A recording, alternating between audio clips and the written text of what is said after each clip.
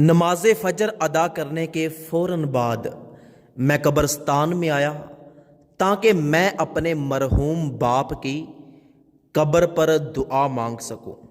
میں اپنے مرحوم باپ کی قبر پر کھڑا ہو گیا اور دعا مانگنے لگا۔ جیسے ہی میں نے دعا شروع کی تو اچانک مجھے چیخو پکار کی آوازیں سنائی دینے لگی۔ میں حیران ہو کر ادھر ادھر دیکھنے لگا لیکن مجھے کوئی بھی نظر نہ آیا۔ خوف اور دہشت کی وجہ سے میرا دل پھٹ رہا تھا۔ مجھے ایسے لگ رہا تھا کہ جیسے چیخو پکار کی آواز کہیں نزدیک سے ہی آ رہی ہے۔ میں نے ادھر ادھر دیکھا تو مجھے ایسے لگا کہ جیسے چیخو پکار کی آواز ساتھ والی قبر سے آ رہی ہے۔ میں آہستہ آہستہ اس قبر کی طرف بڑھا اور بڑی ہمت کے ساتھ اس قبر کے نزدیک جب میں نے کان کیا تو مجھے آوازیں اور زیادہ زور زور سے آنے لگی۔ میں وہاں سے اٹھا، ایک جانب سے قبر کھلی ہوئی تھی، قبر میں بڑا سارا سوراخ تھا۔ میں اس سوراخ کے نزدیک گیا، سوچا کہ اس میں دیکھنے کی کوشش کروں، لیکن جیسے ہی میں نے اس میں دیکھا تو میں جھٹکا لگا کر پیچھے گرا اور تیزی کے ساتھ میں قبرستان سے باہر نکل گیا اور خوف اور دہشت کے مارے مجھ سے چلا بھی نہیں جا رہا تھا۔ یہ تو مجھے پتا ہے کہ میں قبرستان سے باہر کیسے آیا۔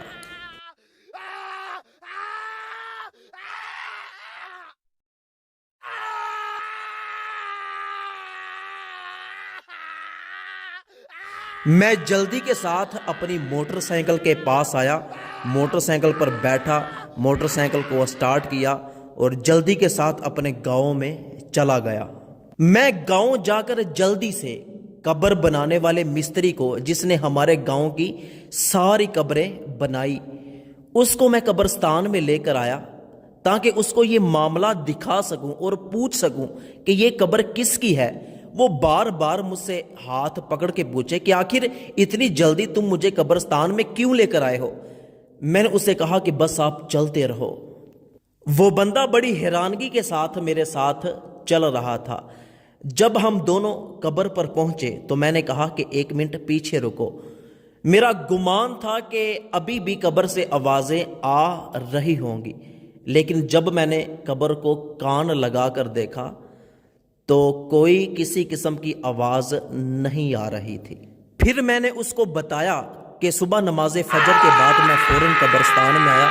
جیسے ہی اپنے باپ کی قبر پر دعا مانگنا شروع کی تو مجھے خوفناک آوازیں آنے لگی۔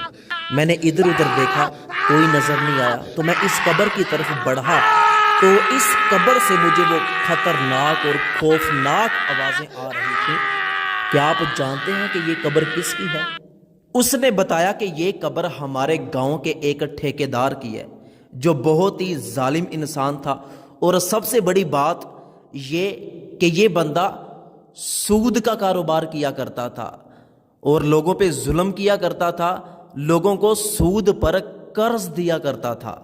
تو میں سمجھ گیا کہ قبر سے جو آوازیں آ رہی ہیں یہ یقیناً سود کا کاروبار کرنے کی وجہ سے عذاب مل رہا ہے۔ تو میری اللہ پاک سے دعا ہے کہ اللہ پاک مجھے اور آپ کو سود جیسے بڑے گناہ سے بچنے کی توفیق عطا فرمائے۔ اچھی بات دوسروں تک پہنچانا صدقہ جاریہ ہے۔ اس ویڈیو کو جلدی سے اپنے تمام دوستوں کے ساتھ شیئر ضرور کیجیے گا۔